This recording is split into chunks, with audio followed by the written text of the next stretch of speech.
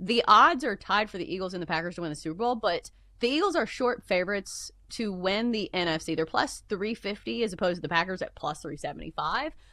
Then we have the Lions, the Rams, the Niners, the Commanders, and then the Bucks. Like, I understand the Bucks lost over the weekend to the Eagles, but the Bucks at 14-1. Bucks are good. Like, on the opposite end of the spectrum for teams, you know, like the Packers who are getting too much credit, I feel like nobody wants to talk about the Bucks. The fact that they have longer odds than the Commanders, a team that's extremely banged up right now, feels criminally disrespectful.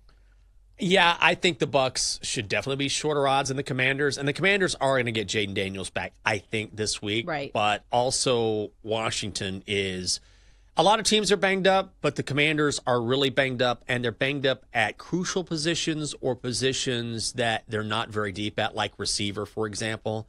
So when you have Debo, who's been great for the Commanders this season, but also Terry McLaurin is out, Noah Brown is out.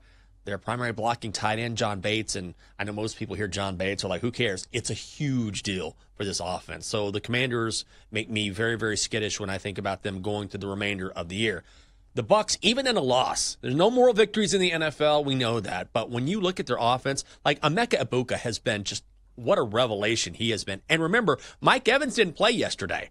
So at what point do they get Egbuka and Godwin and Evans back in the lineup? They still have a very good run defense, and it was a nice rally yesterday against the Eagles.